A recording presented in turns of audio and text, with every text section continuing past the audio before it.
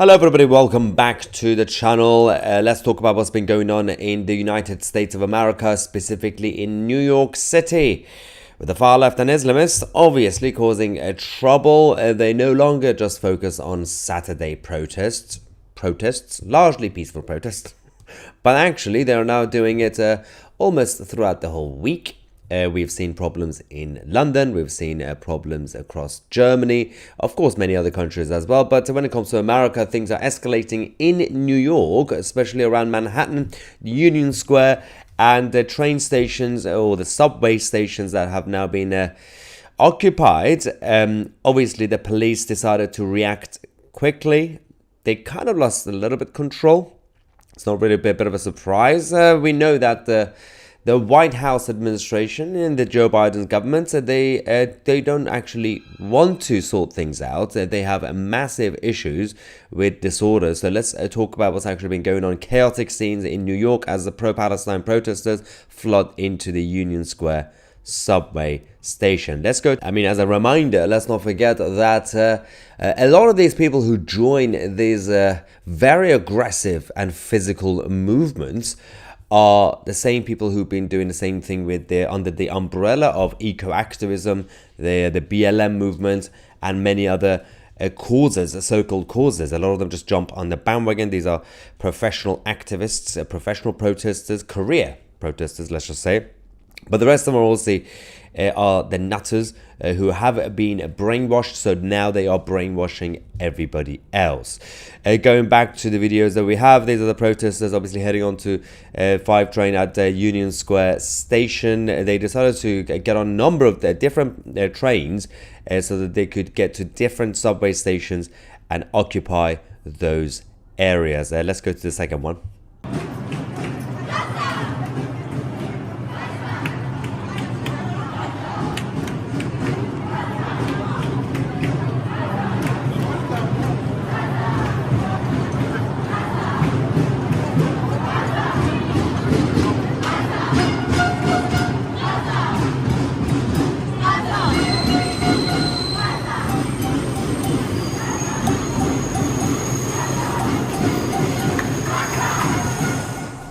What's slightly concerning when you look at that video, and this is why there's no proper reaction from the federal government, is that they are freely carrying and flying the flags of Hezbollah, the actual terrorist organization Hezbollah. That's acceptable now, apparently. After years and years of, for example, the British government and the US government and all the other technically pro-democracy governments told us that these are extremists. Now they're saying everything's fine as long as you just occupy train stations and trains in a peaceful way, largely peaceful way, then you can do it. Now, obviously when it comes to NYPD, the police department in New York, they were under a lot of pressure. So the actual police officers tried to do a good job, but the problem comes back to the mayor and of course the president. Nobody is actually responding. There is no proper reaction from the American establishment on this, because they know that the elections are coming up. They don't want to alienate more of these people because they need them to vote for Joe Biden. Now, some of them might be voting for Joe Biden, but a lot of them are so crazy that they see Joe Biden as some sort of, I don't know, Zionist established, I don't know, so what they think of him. But considering Joe Biden has not really been supporting the Israelis, he's been working behind their back with the Islamists and the Iranian regime. But apparently for these guys, that's not good enough. They want more. Going to Lower Manhattan, obviously they once again try to target Wall Street. Why not? That's just the... and these days, it's just a fashionable thing to do. Let's go to that video.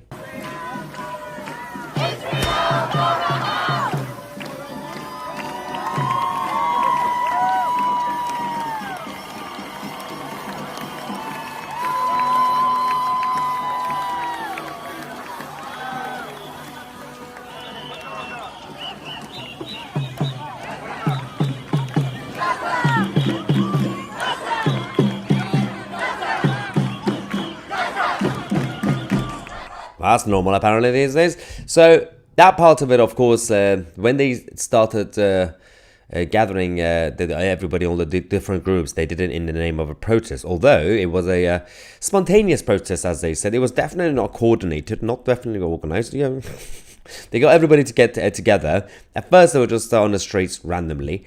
And then that was when they started to obviously target the shops in Manhattan, and of course go and try to occupy the subway stations. Now, of course, the police were very robust when it came to that, because if the transport network goes down, a lot of people will be affected, including those who work on Wall Street. That's why the police were slightly concerned. Now, the police in this video did come down to obviously fight back against the so-called protesters. I don't want to call them protesters, because these are just disruptors.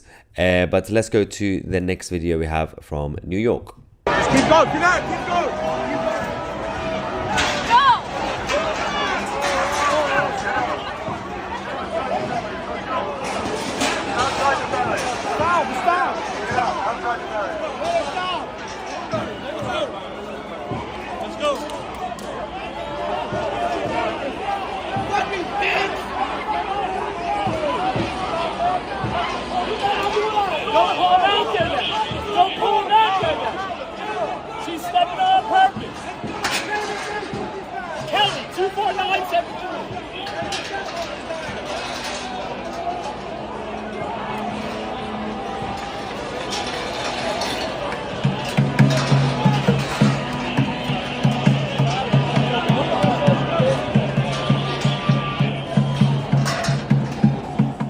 So extremely embarrassing. Again, I have to remind people that the elections are coming up, and you would think that the establishment will try to bring back order. But what they actually are trying to do, it seems like they want this order to continue, to then create an environment where they say, if you vote for Donald Trump, things will get worse, and then you got the far right coming out. So in order to have stability, we will fix this if you vote for Joe Biden. But of course, people are not stupid, and they're not going to fall for this. You can see in the opinion polls that they are not really listening to the establishment's propaganda. This is a confrontation between the main protesters and the counter-protesters in New York, because of course we're now seeing this trend as well that started in London and other places a few months ago. We now have counter-protesters, the Jewish community, of course, and Christians and everybody else, patriots in Britain and America, come out. Every time they nutters are out protesting, the counter-protesters also show their faces. This got a little bit ugly. Let's go to this one.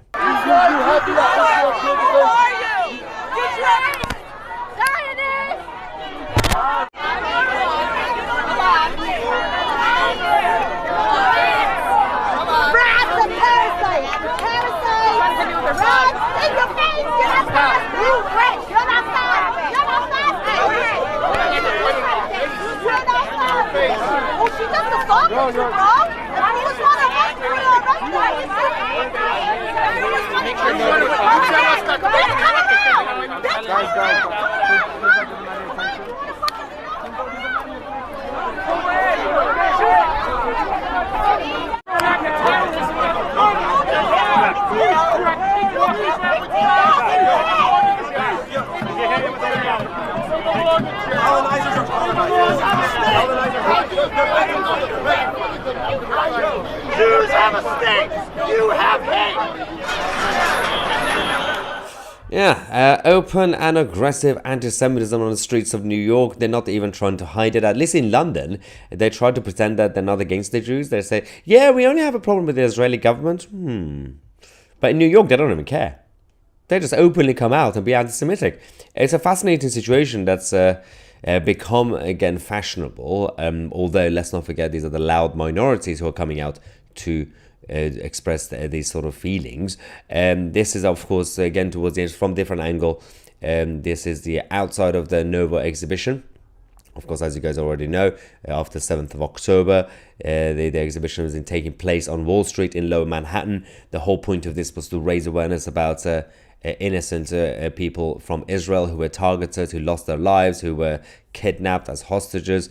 But these people who call themselves simply pro-Palestinian protesters and say they simply want a ceasefire because they care about civilians, they have a bit of a problem with innocent Israelis getting a lot of support, because apparently we should just be fine with what happened on the 7th of October. Let's go to that video.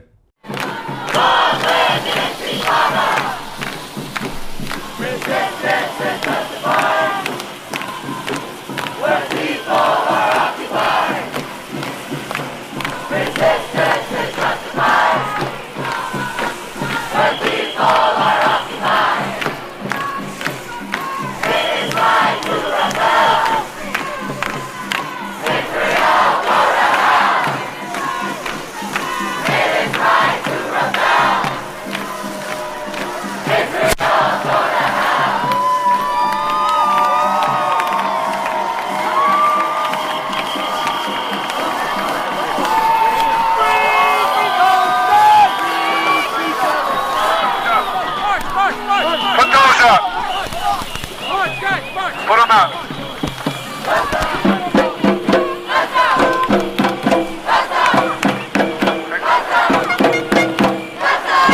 Hey guys, anyone can't light those things off, okay? I saw you with it. No more. No more.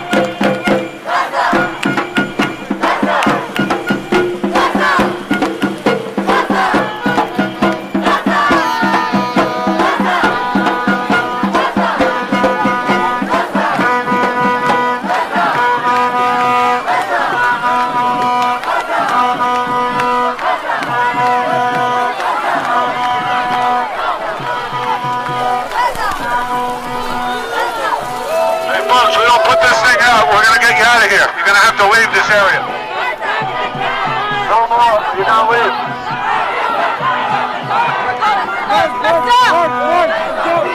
Let's go. You guys are going to start marching. Let's stick with it.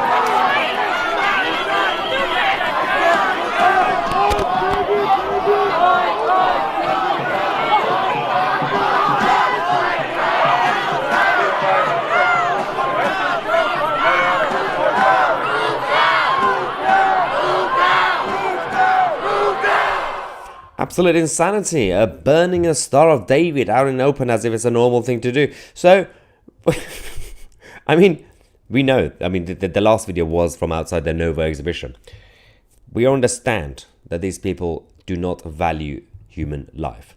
And as Margaret Thatcher said back in the 80s and 90s, it's always important to judge people. If you want to judge a politician, political leader, or political movement, judge them based on whether they actually value human life.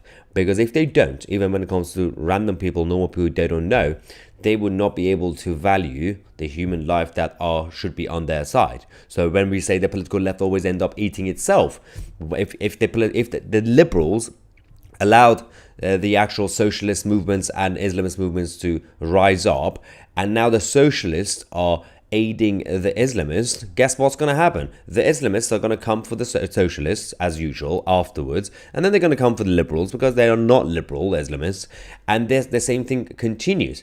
These people do not value human life, and if you think you're on their side, and you think they're on your side, you know, queers for Palestine, all this, you have to think again, because that is the key point.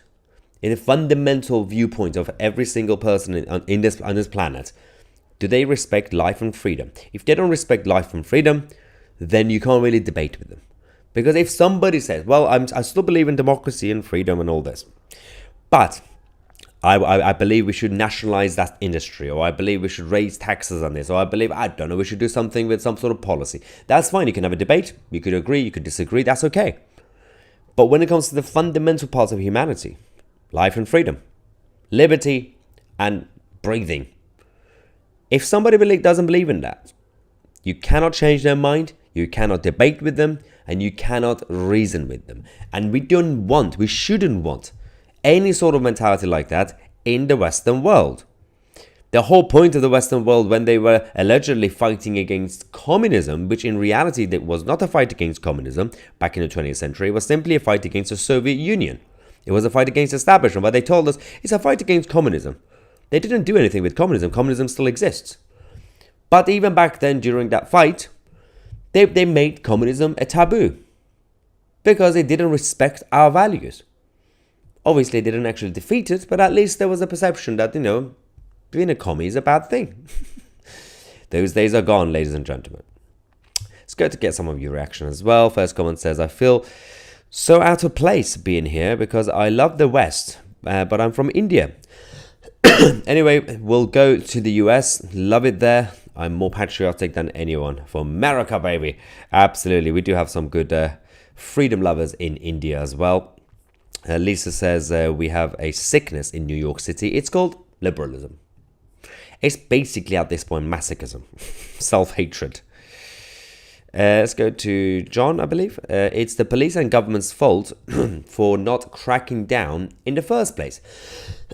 Now, when it comes to the judging the police, really depends on the country, and obviously in America, depending on the state. But everything has to go back to not just the government, but the state, because it's the state in general. All these organizations, the non-for-profit organizations, obviously NGOs. You have all in this country, in Britain, the bureaucrat parts of the Whitehall civil service. It's everybody. That's why they're not technically the government, but they are the state. And it's all basically interconnected. Manusha says it's an open, aggressive colonization, and our governments nod and smile. True.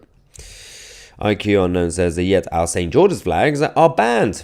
Yes, I mean, this was in reaction to, obviously, one of the first videos we showed you there with the Hezbollah flags. Massive Hezbollah flags in the middle of New York City. Now, we know that New York has been obviously infected with the virus of left-wing liberalism for a long time. But New York was always the gateway to America. It was always the land of opportunity. It was the gateway to freedom. Free market capitalism, individual liberty. But even back then, late 19th century, early 20th century, and New York might have been more liberal-minded compared to Montana or Texas, but they still believed in traditional values. You still basically had families, churches, people went to churches in New York. Now, the fact that you're allowed and you'll be fine with flying the Hezbollah flag over the American flag in New York City is the fault of liberalism getting out of control. Self-hatred. Cassandra says, what a bunch of idiots. We here in Israel are fighting the terrorists and these losers are pro-terrorists. Throw them out of the US. I know. The whole point, by the way, I really hate when the mainstream media continues to call what's going on in Gaza the conflict that Israel started. They basically say nothing was happening before the 10th of October or 11th of October, whenever Israel decided to start targeting the leadership in Gaza. And they say that the conflict that Israel started was mid-October, right? Even though the other side started on the 7th of October. But I also have a problem with the fact that they're saying this is like a normal war. This is not a war. It's a counter-terrorism operation. That's what it is. They're not fighting against an army or a government or anything like that. They're terrorists hiding in tunnels and among civilian areas. It's a counter-terrorism operation. That's all it is. But they're saying, wow, this is the war Israel started. Blah, blah. Against which government exactly? Where are the tanks? Where are the actual official uniforms? Where are the leadership? Oh yeah, they're all in hiding, aren't they? Arena says, New York City is a sanctuary city, so all crossing the open borders enter here, enter there. So these people get free shelter and money and healthcare. They don't have to work, because let's not forget, it's Wednesday now, but what I've been showing you from New York has been going on since Monday afternoon, Tuesday afternoon, in the middle of the day, when people should be at work or do something useful with their lives.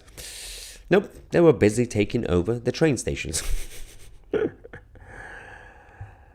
Maimei says that Israel didn't start this fight. Hamas are the ones using women and children as human shields. Exactly, but they're not even fighting like normal people, like normal armies or governments. That's why this is a counter-terrorism operation. They are hiding among civilians. And how many times do we have to prove it? Every single time there's evidence. But apparently, no, we have to believe everything that the Gaza Health Ministry tells you. Super chat time. First one, Aaron, saying the only way a death cult is death is unfortunately. Oh, right, you got it, yeah. And Tammy says, it's coming. They are training to mass murder Jews in these streets. Well, yeah, they've been quite open about it in London, obviously on 2CTV during the live streams. Julie says it's actually the far left DAs who won't prosecute these idiots. The police are tied down, and like the border, it's catch and release. Well, that again, let's not forget, that's the main issue, especially when it comes to New York. The district attorneys, I mean, the whole thing is so politicized. And this is the problem, because on the one hand, the American Constitution and the checks and balances have been a genius idea, because they got elements of it from the British establishment, but of course they also got the Republic part of checks and balances from the French. Now they then gave it to the French when the French actually did the final revolution. But there's a problem. You might have all these separate branches of governance, but politicizing the justice system, on the one hand, they will say, well, in America, we are proud that church and state are separate. Well, not really practically when you go to listen to Congress people, but technically speaking, right? But then they're absolutely fine. We're politicizing the justice system, and they're politicizing entities like FBI. I mean, firstly, FBI shouldn't exist anymore anyway, but even if you had to, it's supposed to be impartial. It's not supposed to be the political arm of the establishment. But apparently no one has a big problem with it, apart from the Trump movement and people like Trump who are trying to expose this and do a crackdown. It's not easy because the deep state will be protective of FBI and all these groups. But at least it's a good start to talk about it in defense, in the interest of America and the rest of the free world. Big super chat support from Kenny Andrews. Thank you, Kenny. What's going on here?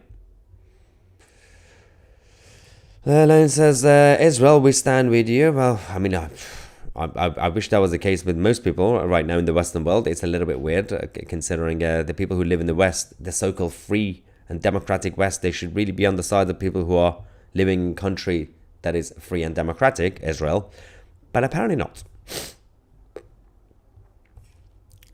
Tread says the left have become radical and got to be stopped before it's too late for everyone.